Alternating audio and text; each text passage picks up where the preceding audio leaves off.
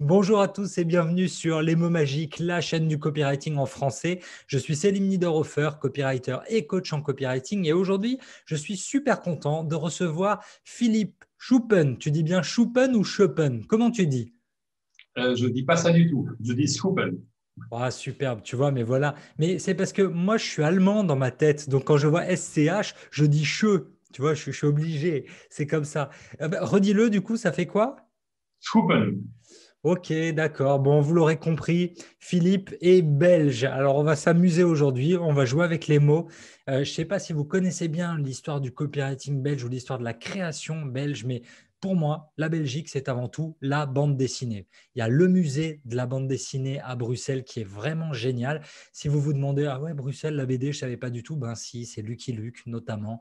Il y a quoi? Il y a Boule Bill, il y a. Non, si, oui, Gaston Lagaffe, oui, oui, il y a. exactement. Et puis, c'est le royaume d'Hergé aussi. Hein. Bien sûr. La Clément-Primaire, Edgar P. Jacobs, oui, oui. Les Schtroumpfs, c'est. Mais Oui. c'est ça, tu vois, les Schtroumpfs, SCH, encore une fois. Donc forcément, moi, quand j'apprends ça, tu es obligé, t'apprends à l'allemande à prononcer ça.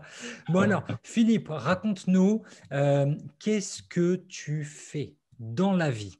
Je vous raconte rapidement une histoire avant de laisser la main à Philippe. En fait, Philippe, je l'ai découvert parce qu'à un moment, j'ai dû taper un truc, une recherche d'informations sur le copywriting au moment où j'écrivais le guide du copywriting juste là-haut. J'ai dû tomber sur un de tes articles. C'est comme ça que je me suis rendu compte que tu avais un compte Twitter. Et en fait, le truc qui est super cool, c'est que Philippe, au quotidien, c'est des jeux de mots, c'est des aphorismes.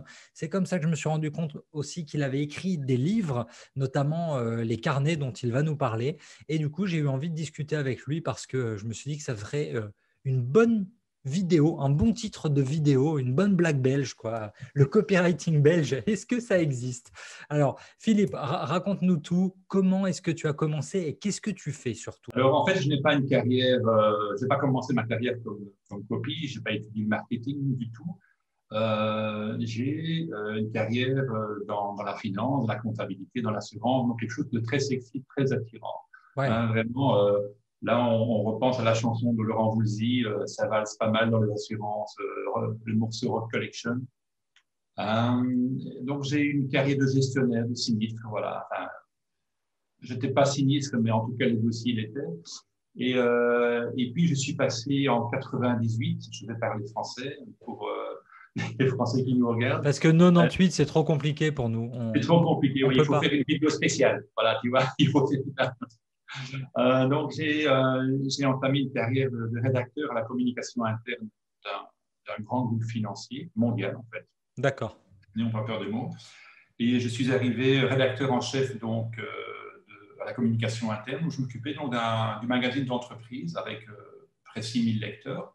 D'accord. Pendant 11 ans. Donc, c'est quoi? C'est de la rédaction en chef, c'est de l'écriture, c'est de la coordination, c'est aussi un peu d'événementiel. C'était les débuts des vidéos. En fait, en 2003, on a commencé les toutes premières vidéos avec les moyens du bord. Euh, C'était très passionnant, c'était vraiment beaucoup d'heures et c'est là que j'ai appris vraiment voilà, à travailler en équipe, à écrire vite, à écrire bien. Et aussi, c'est très important, c'est à rencontrer des gens, en fait. Pour moi, le copy, c'est pas l'écriture. Pour moi, le copy, c'est les gens. Et l'écriture, les mots, finalement, c'est un support. Mais pour moi, le plus important, ce sont les gens. Et en communication interne, tu peux très bien dans ta journée rencontrer le PDG et OK. puis en fin d'après-midi aller rencontrer l'ouvrier pour une interview ou pour demander quelque chose. Non, ça te demande une souplesse extraordinaire, une adaptation et dans tes textes aussi, tu dois rendre ça en fait. Ensuite, en 2009, je suis passé au marketing. D'accord. Euh, Pourquoi? Parce que tu en avais marre, parce que tu avais fait le tour, oui, parce que 11 ans, voilà, on a oui, fait le tour, quoi. oui, oui, tout à fait. J'avais fait le tour et je voulais écrire plus punchy, voilà, retrouver mes amours de jeunesse qui étaient voilà, dans les jeux de mots que j'ai toujours pratiqués étant gamin, et aussi pour pouvoir vérifier le succès ou l'insuccès des campagnes ou des écrits. Hein, donc, en communication interne, c'est un peu plus compliqué. Il faut faire des enquêtes quali, quanti, tandis que en marketing, voilà, avec tous les critères qui existent, le référencement, etc., Et puis on apprend, on fait des tests, on envoie un emailing, ça va pas, qu'est-ce qui a marché, qu'est-ce qui n'a pas marché, qu'est-ce qu'on peut récupérer, comment est-ce qu'on peut corriger et améliorer notre copie. Donc c'est un travail d'humilité en fait. Il faut vraiment se mettre au service du client qui nous demande le travail et aussi au client final. En fait, on est les deux en fait. D'accord. Parce Et que, pour moi, un bon copie, c'est quelqu'un qui est aussi à l'origine du projet. mais ça, c'est dur, Philippe, quand même, parce que là, tu me dis, donc, il faut écouter le client, celui qui te paye, il faut parler à celui qui va acheter l'offre. Et là, tu me dis, en plus de ça, il faudrait être à l'origine du projet. C'est compliqué. Ça, c'est possible, on va dire, à mon sens, pour les infopreneurs, pour tous ceux qui vendent des formations en ligne ou pour, je sais pas, imaginons, j'ai des clients qui sont dans la mode masculine. Bon, ben, ils peuvent créer leurs produits et faire leur copywriting derrière. Mais c'est quand même compliqué de gérer tout ça quand tu es copywriter freelance, d'être à l'origine du projet. Donc, comment tu fais? Comment ça s'articule ça dans Alors, ta moi, ici, tête? je suis copywriter chez l'annonceur. Donc, j'ai en fait deux casquettes. Je suis salarié dans le copywriting et je suis aussi copywriter dans le privé. Donc, évidemment, chez l'annonceur, c'est assez intéressant parce que tu peux et tu demandes à être justement dans le briefing de départ. Tu apprends quelle est la cible. Tu peux toi-même challenger le client en disant, voilà, tiens, vous vous adressez à une population de seniors pour vendre des pommes. Je dis un exemple. Pourquoi les seniors? Donc, voilà, donc te challenger au départ Ok, et être vraiment dans tout le process. Je prends par exemple le cas un site web. Le site web, pour un copy, ce n'est pas uniquement le texte. Pour moi, c'est tout en fait. Donc c'est assez ambitieux. Et je demande aussi toujours de voir, par exemple, quand on crée un site web, de voir les maquettes, de bien voir sûr. quel est le parcours client, de voir où sont euh, les textes, les accroches, les boutons, les CTA, donc les boutons qui incitent à l'action. Pourquoi ils sont-ils comme ça? Voilà, c'est un parcours complet. Ce n'est pas uniquement une phrase. Ouais, Donc, c'est c'est ça. voilà. Là, ça Ma vision est déborde. assez ambitieux du truc. Et le client, quand il arrive, il voit tout en fait. Et si la navigation ne fonctionne pas, eh bien, il n'ira pas plus loin. Si le texte n'est pas bon, il n'ira pas plus loin. Donc, il faut que tout se mêle. Et c'est pour ça que je disais, il faut être en contact avec l'ensemble des métiers qui tournent autour du projet. Bien sûr. Tu as fait quoi pour ça? Tu t'es formé un petit peu à cette partie qu'on appelle UX writing, toute la partie design. Tu avais une appétence particulière pour ça? Ou comment tu fais? Alors, Parce en fait, que, justement, mais j'ai la curiosité de quelqu'un qui n'y connaît rien. d'accord, Et ok. voilà, j'ai lu quelques bouquins et on s'entoure de professionnels et on discute. Et voilà, c'est vraiment très enrichissant dans une entreprise. Et à titre privé, voilà, j'ai des personnes dans mon réseau qui peuvent tout à fait me renseigner quand j'ai une question sur le sujet. D'accord. Aujourd'hui, pour toi, donc ça fait un certain temps que tu es copywriter, donc tu es à la fois salarié et tu peux faire du freelance de l'autre côté. Euh, c'est quoi le mieux? Disons, qu'est-ce qui te plaît le plus? Tu trouves encore des gros challenges dans la partie salariée? Tu préfères la nouveauté en freelance? J'imagine que parmi nos spectateurs, il y en a qui sont peut-être en agence, d'autres qui hésitent à se lancer en freelance. Qu'est-ce que tu peux donner comme explication de la réalité au quotidien? Ça ressemble à quoi? Alors, je trouve que le fait d'être à la fois salarié et freelance, c'est hyper enrichissant au niveau de la collaboration avec les gens. Donc, en fait, les deux pôles s'entremêlent, en fait. Vraiment, j'apprends des choses dans mon métier de salarié que je peux ensuite décliner en tant que freelance. Et en tant que freelance, je peux très bien, par exemple, je peux te rencontrer, je peux lire ton bouquin, je peux retenir des éléments. Et lors d'un briefing avec l'annonceur, qui est aussi mon employeur, je dis, tiens, il y a une idée, pourquoi pas faire comme ceci? Donc voilà, voilà, comme je t'ai dit tout à l'heure, il faut faire preuve de curiosité quand on est copywriter. Il faut rencontrer des gens, il faut aussi écrire beaucoup. Il faut aussi ne pas écrire, arrêter d'écrire, sortir, C'est- voir des ouais, gens. Voilà. bien sûr. Mais ça, c'est dur, tu vois, quand tu as on va dire, quand tu as le couteau sous la gorge que tu dois deliver. Vraiment, il faut écrire, il faut écrire. Tu as eu des périodes comme ça, un peu des périodes de gros, gros rush où il fallait rendre des masses de texte, des grosses, grosses quantités de texte. Comment tu fais pour gérer ça? À partir du moment où le briefing est clair, et ça, c'est quelque chose de très important, si je peux te montrer un livre ici que je conseille à tout le monde, voilà. On se fait un brief. On se fait un brief, donc c'est le briefing vu D'accord, de donc l'annonceur et vu du créatif. Pour moi, tout d'accord, part du briefing. Si le briefing est clair, si on sait quel est l'objectif, quelle est la cible, qu'est-ce qu'on veut obtenir, quels sont les moyens de mesure, quel est l'axe, quel est le style qu'il faut utiliser, après, ça roule. Donc là, on part d'un concept général, on part d'un slogan, on part d'un visuel, et après, on le décline sous différents supports. Voilà. Il faut aussi que le planning soit réaliste, raisonnable, challenging, mais pas trop. Voilà. ouais. Donc, c'est. Voilà. Non, mais ça je peux réaliser également. Mais il faut aussi des périodes, comme je disais tout à l'heure, de calme pour sortir, pour lire autre chose, pour tout lire en fait. Il faut vraiment être très très curieux et parfois sortir de sa zone de confort. Et je ne sais pas moi, lire un magazine féminin ou un magazine dans une autre langue, voir des images, voilà, vraiment s'imprégner. Et quelque part, ça reste dans le cerveau et sans qu'on le sache, ça va ressortir sous forme d'un concept, d'un slogan. Je ne sais pas Bien ce sûr. que tu en penses. Ouais, oui, oui. Je pensais à justement t'interroger sur le briefing. Là, tu viens de dire quelque chose d'intéressant qui était la mesure, les métriques. Comment on voit que ça fonctionne? Moi, j'ai déjà eu des clients, par exemple, où il n'y avait même pas une demi-seconde de question de ROI ou de question de comment on mesure. Et ça, c'est très, très dur du coup, parce que toi, tu es là en tant que copywriter, tu as l'habitude d'être mesuré sur un taux d'ouverture de mail, sur je sais pas, l'augmentation du trafic SEO, l'augmentation des ventes aussi, quand tu refais tout un tunnel de vente, le taux de clic dans un mail. Donc, tu as quand même toutes ces métriques, mais tu as des clients qui ne sont pas au point. Ça t'est déjà arrivé d'avoir des clients qui ne connaissaient pas? Alors, dans mon entreprise, non, puisque nous avons le personnel. Et en tant que populateur à titre privé, ce sont en général des PME que j'aide où je suis freelance pour un freelance. Donc là, je suis en sous-marin D'accord, et c'est mon client qui est lui-même copie qui assure toute la coordination. Donc, je n'ai d'accord, pas ok. m'occuper de l'aspect suivi. Par contre, j'aime toujours savoir après quand j'ai délivré quelque chose, si ça a fonctionné. Bien sûr. Et je raconte ça sur mon blog. En fait, je raconte chaque client. Hein, je fais pas. Non, je dis voilà, j'ai rencontré Céline. Il fait du copywriting.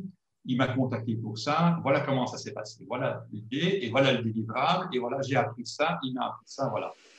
C'est comme ça que je fonctionne. Tu es spécialisé plutôt dans la finance, tu es spécialisé plutôt dans un domaine. Et du coup, la question que je me posais, c'était est-ce que tu arrives à jongler facilement avec d'autres domaines? Est-ce que tu refuses des missions dans des domaines où tu t'y connais moins? Comment tu fonctionnes? Alors, en tant que freelance, je refuse de travailler pour des concurrents. Ça, c'est par déontologie. Bien sûr, ouais, logique. En tant que freelance, je peux écrire sur tout et n'importe quoi. De nouveau, si le briefing est clair. J'ai écrit à l'occasion un micro-site pour du Viagra, D'accord. par Là, exemple. j'allais dire, Voilà. et t'es mesuré comment? La mesure a été, en fait, c'est le baromètre Rocco-Siffredi en fait qui a été utilisé Je comprends. et c'était assez impressionnant, il faut bien le dire. Des résultats, d'accord, parfait. Voilà. Ah, mais c'est ça. Et ça peut être aussi des newsletters sur des compléments alimentaires. Euh, il y a eu quand même un moment où j'ai refusé en fait d'écrire une newsletter sur un complément alimentaire. C'était pour moi un produit qui était euh, voilà, pas dangereux, mais qui n'était pas du tout voilà, sain pour le client. Et j'ai dit à D'accord. ma cliente, j'ai pris ça sur moi, j'ai dit, écoutez, voilà, je ne fais pas ça. Oui. Ça ne me dit rien, je ne veux pas. Donc, voilà. J'écris surtout, mais quand même, je fais, voilà.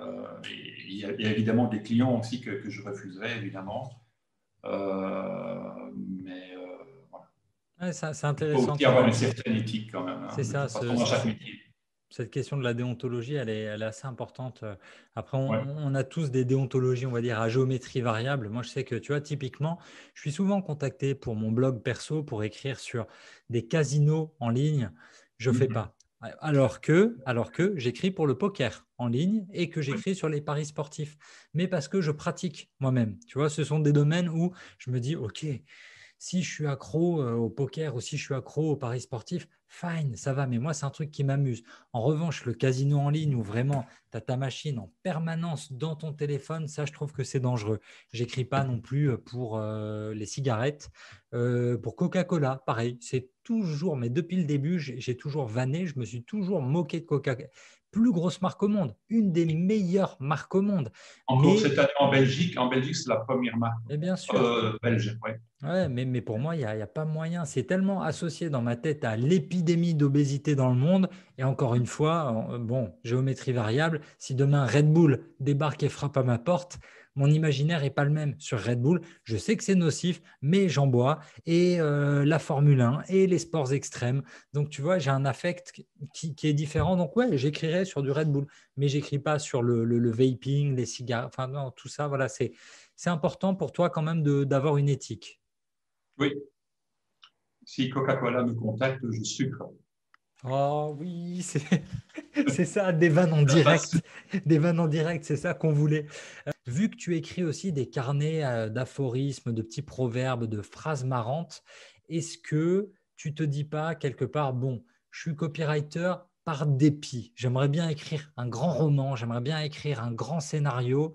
Et est-ce qu'il n'y a pas une volonté d'être plus vu comme un artiste? Là, ça me fait vraiment plaisir ce que tu dis parce que effectivement, tu touches au but en fait. Euh, Mon point, c'est d'écrire d'autres choses.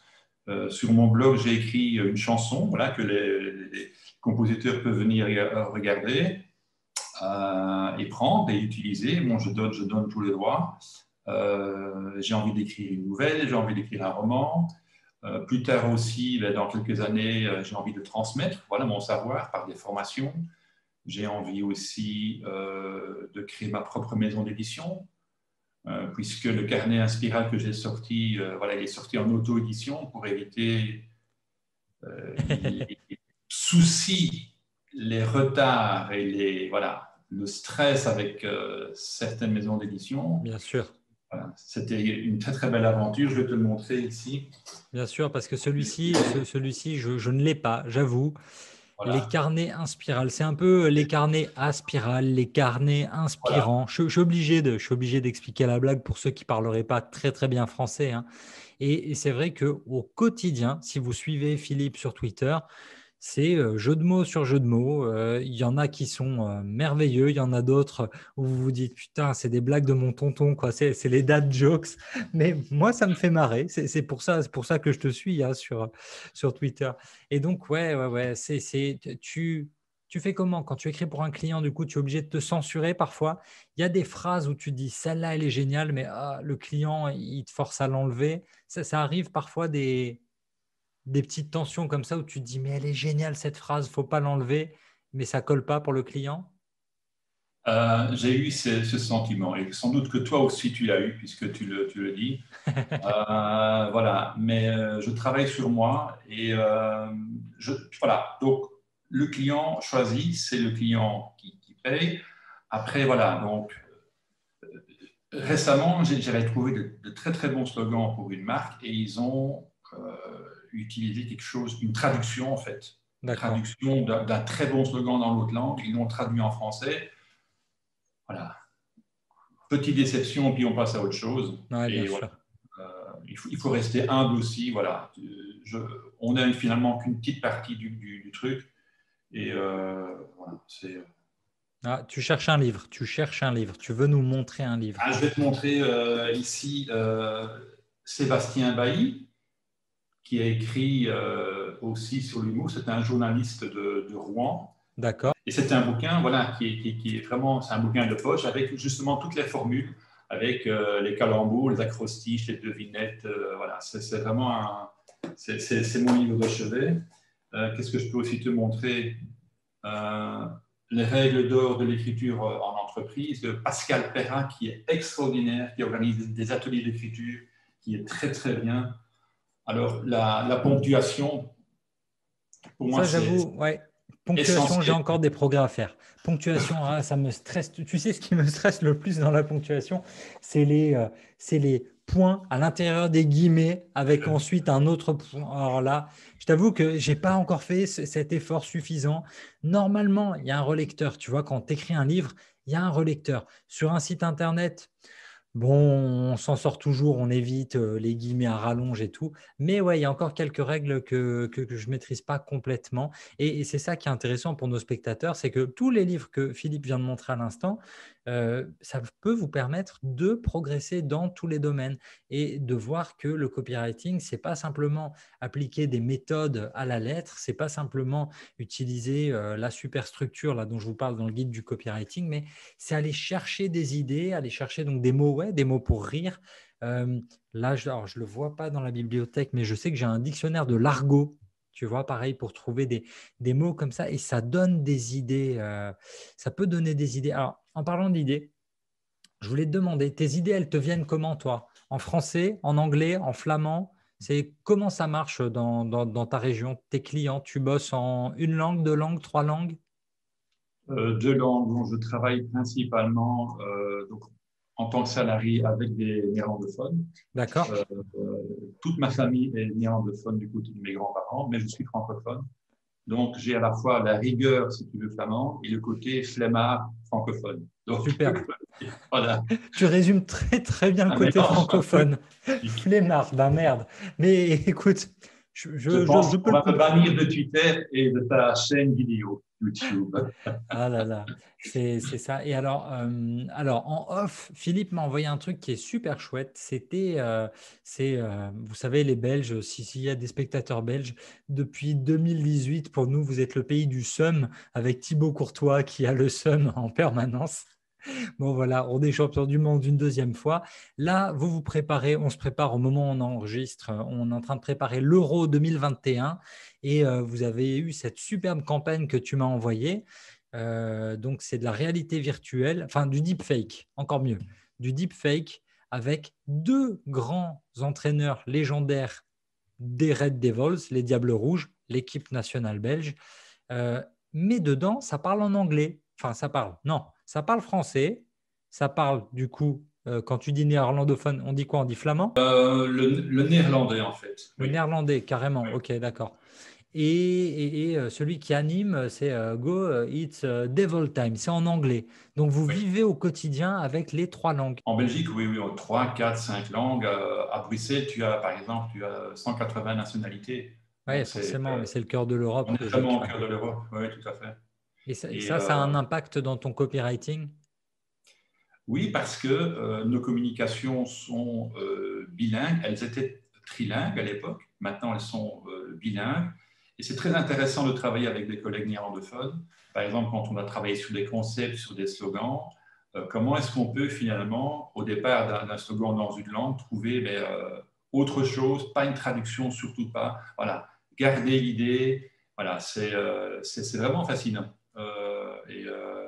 C'est très enrichissant aussi culturellement, d'avoir l'autre langue comme ça dans l'oreille, de faire des adaptations et essayer, parce que nous faisons parfois de nos traductions nous-mêmes, faire en sorte que les textes soient aussi bien dans l'autre langue, pas mettre trop de mots. Hein. Quand on traduit dans une langue, on a parfois tendance un peu à se laisser aller, voilà, Bien à sûr. être, voilà, écrire et puis effacer, raccourcir, concis. C'est Voilà. ça. Ouais. Avec toute ton expérience, est-ce qu'il y a un domaine, est-ce qu'il y a eu un client que tu as préféré et pourquoi? Alors, le client que j'ai préféré, en fait, c'était un énorme projet. C'était un film belge qui est sorti en 2014 qui s'appelle Marby, star de Couillu les deux églises. C'est l'histoire d'une starlette un peu, voilà, un peu gentille, on va dire, tu vois, Ok, et qui rêve de devenir star de cinéma et qui est embauchée par un boucher pour justement aller à Cannes et faire le festival de Cannes. Donc, il lui arrivera toute une série d'aventures. Et j'ai travaillé 6 ans sur le projet, non pas dans le film, mais autour du film. Donc, D'accord. le community management, la rédaction des news, donc l'animation sur Facebook, essentiellement sur Twitter, les communiqués de presse, les communications de crise qui étaient vraiment extraordinaires. Ah, Puisque, ça doit être voilà, génial. Ah, bien oui, sûr. oui. Et là, tu parlais tout à l'heure de pression quand il faut rendre des textes. Là, on est devant un case. Qu'est-ce qu'on fait? Quel est l'angle? Comment est-ce qu'on va réagir? Voilà, par rapport à la presse, par rapport à, voilà, à d'autres films. Comment est-ce qu'on se positionne, hein? Donc, c'était vraiment une très belle aventure. Et à nouveau, une aventure humaine aussi, puisque tu rencontres d'autres gens. Donc, j'ai découvert la ville de Charleroi. Alors que bon, la Belgique est un petit pays. Je n'avais jamais mis les pieds à Charleroi. Et voilà, donc c'était pour moi un projet auquel je pense d'ailleurs très très souvent et qui m'a permis justement de m'entraîner et d'appliquer des techniques voilà, de community management, comment est-ce qu'il faut parler aux gens, quelle est la position. Ici, l'idée en fait, c'était que Marby était une personne, non pas un film, mais était une personne. Donc les gens s'adressaient à moi, entre guillemets, Marby, Bien sûr. comme une dame, voilà, avec tous les travers que tu pouvais y avoir, tu vois, le troll, la tentative de séduction, voilà, Bien donc il sûr. fallait rester assez, voilà, posé et positif, et voilà. D'accord, ok. Écoute, pour conclure cette interview, moi j'aimerais bien te poser la question. Imaginons, je suis un jeune copywriter, je débarque. Philippe, j'ai 3 minutes à tes côtés. Qu'est-ce que tu peux me transmettre comme technique? Les techniques les plus importantes, les choses à savoir qui sont très importantes pour réussir dans le copywriting. Qu'est-ce que tu dirais? S'il y avait une leçon ou 3 leçons essentielles, qu'est-ce que tu pourrais dire? L'humilité, la sueur, l'écriture, la curiosité, voilà. Et ça, ce seraient les 4 éléments, les 4 éléments essentiels. Euh, le travail, pour moi, c'est du travail. Regarder aussi ce qui marche, regarder aussi ce qui ne marche pas. Ne jamais copier, mais s'inspirer, voilà. L'inspiration est constante. Je crois que la création en tant que telle, c'est un concept assez difficile, puisque finalement, tout a sans doute déjà été créé. Bien Et sûr. je crois que dans notre cerveau, voilà, il y a des choses qui se mettent en place. Une idée qu'on va avoir quelque part, on l'aura lu peut-être un petit peu avant. Je ne sais pas si tu connais cette fameuse vidéo sur YouTube où tu vois donc un directeur créatif et un copy à qui on demande de créer une affiche. Et durant le parcours, donc ils partent de l'hôtel et ils vont au lieu du briefing. Durant tout le trajet, ils voient une série d'images, de choses, des personnages, des mots. Ils créent l'affiche après le briefing et la personne qui leur a donné le briefing montre la même affiche. C'est-à-dire que pendant le parcours, ils ont capté des choses et sans le savoir, ils l'ont restitué. Donc, Ça, c'est pas évident, ça, de créer quelque chose de complètement neuf. Et c'est vrai que c'est souvent la discussion qu'il y a, notamment dans la musique. Dans la oui, musique, chaque année, tous les 6 mois, il y a machin à plagier ci, machin à plagier ça. Là, je sais que j'ai ma petite sœur qui est, par exemple, très fan de Coldplay. Moi, j'écoutais Coldplay donc, il y a 20 ans, un premier album, ça date vraiment. Et c'est vrai qu'en 2008, quand il sortait Viva la Vida, tu as du plagiat de Alizé. Tu vois, il y a du plagiat sur Alizé. Je crois qu'il y avait Joe Satriani aussi qui les a accusés de plagiat. Et dans ma tête, j'ai toujours regardé, tu vois, un peu Picasso et Kanye West qui étaient là. OK, les bons artistes empruntent, les grands artistes volent. Tu vois, et il y a cette idée effectivement de. Il y a un mec que j'aime bien suivre sur Twitter, c'est Joe Lapompe oui, je qui, connais voilà, aussi. tu vois, qui restitue à chaque fois, dès qu'il y a une nouvelle campagne qui ressemble un peu trop à une ancienne, il les met côte à côte, inspiration ou copy-paste, tu vois. Et c'est vrai que parfois on se dit, ah merde, j'ai créé quelque chose qui existait déjà complètement. Ça t'est déjà arrivé, toi, par rapport à ton propre travail, de ressortir un article qui ressemblait à un truc que tu avais déjà écrit? Oui, bien sûr, le plagiat, tu as le plagiat, il y a l'inspiration, il y a le plagiat aussi involontaire. Maintenant, si tu es un chanteur, un compositeur et tu as la même idée que quelqu'un qui pratique le même métier, c'est un énorme problème. Par contre, tu peux t'inspirer d'un tout autre domaine, c'est vraiment le secteur pétrolier, je donne un exemple comme ça, et tu Bien dis, ah, sûr. ok, cette campagne-là pourrait, voilà, ça c'est intéressant. Donc, et dans les vannes que j'écris régulièrement avec d'autres auteurs, il y a donc Anaconda qui a à peu près 30 000 abonnés sur Twitter, qui est une dame charmante et qui sort des vannes depuis des années, qui sont toujours sublimes. Euh, c'est un écrit court, l'aphorisme, la vanne, le jeu de mots. Voilà. Est-ce que c'est plagié ou pas? Voilà, c'est pas C'est évident. ça. Ouais. T'as pas été tenté par la radio, par l'exercice des chroniques un peu plus longues? Parce que nous, en France, on est très doué pour le vol de vos humoristes, hein. Dès que quelqu'un est suffisamment bon en Belgique, ouais, venez, venez, Virginie Efira, venez, tous les gars, les comiques. Il y a quoi? Il y a Guillermo Guise, il y a Ouais. Nawel Madani. Ouais, vous avez importé pas mal de monde au cours des Alexandre dernières années. Vizorek, Ouais, aussi. Ouais, Alex ouais, Vizorek, oui. exactement. Et du coup, je me demandais, voilà, quand tu as l'art de la formule courte comme ça ça t'a pas tenté, tu t'es jamais dit la radio, ça pourrait être un bon truc pour toi sur les punchlines, ou même un stand-up. Tu t'es jamais dit, putain, il faudrait que je monte sur scène et que j'aille envoyer de la vanne, de la vanne, de la vanne pendant 1 heure. Oui. Et pourquoi tu le fais pas alors? Parce que là, il est prêt ton spectacle. J'ai juste à prendre ton compte Twitter, je remonte tout, il faut les mettre un peu dans l'ordre. Mais tu vois, c'est comme, regarde, pour moi, c'est la même chose que tous les groupes musicaux du monde entier. Au bout d'un moment, tu prends leurs 5, 6, 7 albums, 10 albums, tu en fais une comédie musicale. Il y a un truc. Là, voilà, tu prends ton compte Twitter, je suis sûr qu'en remettant les tweets dans l'ordre, je suis sûr que tu as ton stand-up, il est déjà écrit. Oui, mais ça, de nouveau, tu frustres. J'aimerais aussi écrire pour des auteurs, tu vois, écrire des Bien chroniques. sûr. Mais ça, j'y pense. J'y pense et ça aussi, c'est un conseil que je peux donner aux jeunes, c'est d'essayer de visualiser, en fait, vraiment de se projeter, de dire, OK, dans 10 ans, dans 5 ans, je serai là. Et en fait, ça marche, en fait. Il y a Ouais, des choses qui arrivent comme ça. Euh, Visualiser et à nouveau donc le travail, voilà, remettre son travail sur l'ouvrage, écrire, euh, ne pas faire trop de style, ouais, pas aller direct. Pour certaines choses, il ne faut pas voilà, tourner autour du pot. Hein. Toi, tu travailles aussi beaucoup en tout ce qui est conversion, tout ce qui est commercial. Il ne faut pas, voilà, voilà. Il y a un c'est ça. axe, on y va. En fonction du public et du briefing, OK, mais on prend un axe et on y va, on ne tourne pas autour du pot.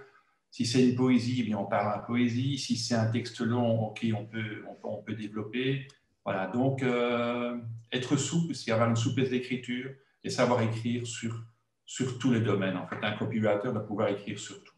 Tu arrives à te forcer, ce sera ma dernière question, tu arrives à te forcer sur des domaines qui te plaisent un peu moins? Oui, oui, oui, Ok, absolument. mais c'est ça qui est intéressant, c'est que c'est vraiment un métier. Voilà, le copywriting, c'est un métier, donc lancez-vous, abonnez-vous au compte Twitter de Philippe, suivez son blog. Est-ce que tu peux nous rappeler ton compte Twitter? Vous tapez Philippe Scoupen, DKP underscore copywriting. Je le mettrai en gros sur l'écran, ça Et apparaîtra. alors, il y a mon blog, je publie très raisonnablement une fois par mois. C'est www.dkpe, copywriting.be. Parfait. Ah, du point BE, c'est merveilleux. C'est la première fois qu'on recevait un de nos voisins belges sur la chaîne Les Mots Magiques. Ça m'a fait très très plaisir, Philippe, cette Merci conversation pour avec l'invitation.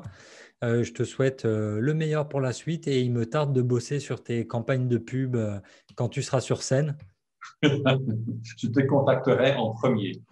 Yes, voilà comment on trouve des clients en direct. Mais Merci à oui, vous d'avoir suivi cette vidéo. J'espère qu'elle vous sera utile. Si vous avez aimé, vous laissez un pouce en l'air. Vous n'oubliez pas de vous abonner aussi et d'activer la petite cloche pour être tenu au courant de la sortie des nouvelles vidéos. Normalement, il y en a une par semaine qui sort. Si vous avez des questions, vous les posez juste en dessous dans les commentaires. Je vous mettrai toutes les infos dont Philippe a parlé. Ce sera aussi dans les commentaires. Vous pouvez lui poser les questions ici ou sur son compte Twitter. Il est relativement très réactif, je dirais, au vu du rythme de ses tweets. il sera là, il vous répondra, il verra vos questions. Vous n'oubliez pas de télécharger Copywriting Cash, le e-book gratuit. C'est les 10 conseils, les 10 règles d'or des pros pour écrire correctement de la bonne copie et gagner vos premiers euros sur Internet. Et je vous dis à très vite pour une nouvelle vidéo de conseils en copywriting. Et d'ici là, n'oubliez pas, votre histoire, c'est à vous de l'écrire.